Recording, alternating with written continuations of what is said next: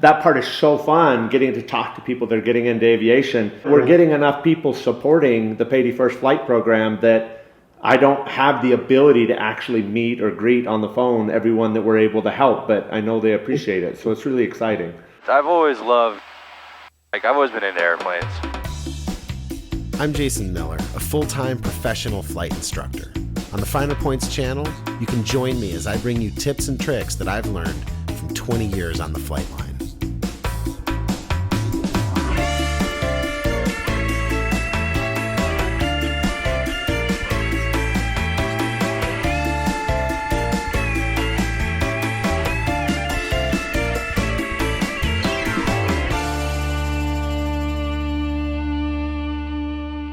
Hello aviators, welcome back to the Finer Points. Well you guys, this video is a little bit of a departure from what we normally do here, but this information is super important, not just to me, which it is, but also I think to the industry.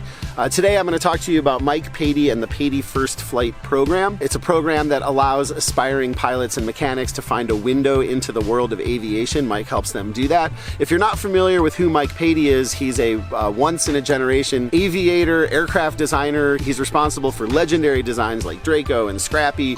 He's really blown us all away. You can learn more at mikepatey.com. I recently sat down with Mike to find out how this program works, and I'm also going to introduce you to Isaac, a high school student who's a beneficiary of the Patey First Flight Program. What I understand so far is essentially people go to your website, which is at mikepatey.com, I believe, yeah?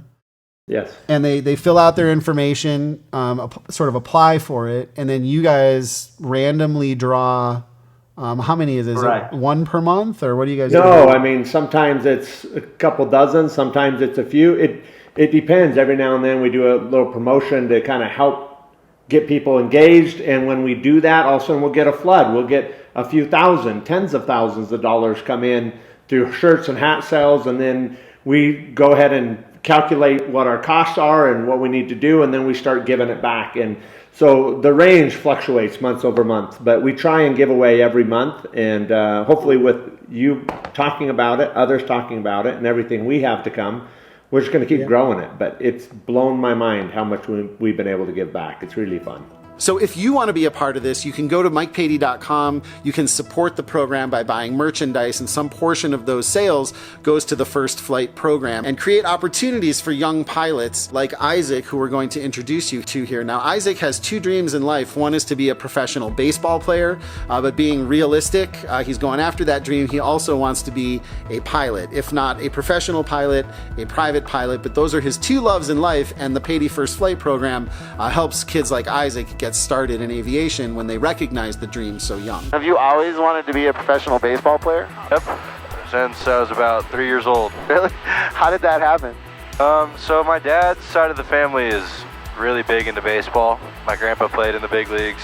Really? Like your grandpa was a pro ball player? Yeah, he played in I think he got the AAA ball, and then my great-grandpa played for the Oakland Oaks, which was like the team before the Oakland A's. Wow. And then my uncle, my dad's brother, he played minor league baseball as well, and now he's the bullpen coach for the Mariners. Wow. So no pressure.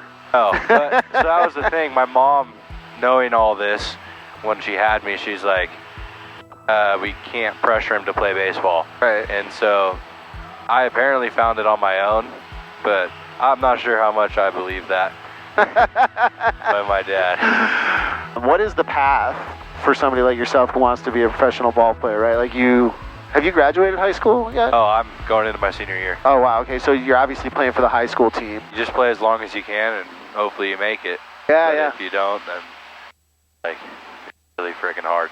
Yeah, well, hey, I love that you're going after your dream. I mean, you live once, you're young once, you gotta put your whole heart into going after what you love. And how does flying sort of fit into that? So flying is kind of like the backup option, but because making the MLB is so slim, it's kind of the main option in a way. Right. You know, so it's also something you think you could love to do. Yeah, I've always loved. I've always been into airplanes, but I've always loved going to the airport, just sitting there watching the planes take off.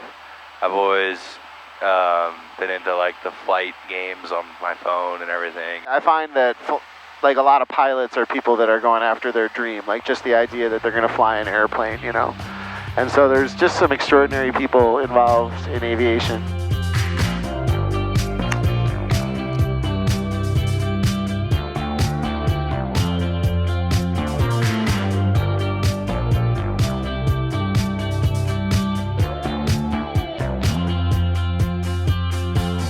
We also are adding now onto the Patey First Flight Program your introduction to becoming a mechanic in aviation, whether it's helicopter, fixed wing.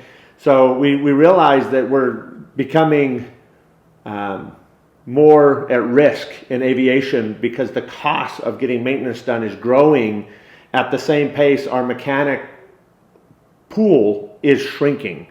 And so we thought, you know what, we need to not only help aviators, people become aviators, but we need to get people that can service those planes in the program. So we're going to pay for people to start taking their lessons.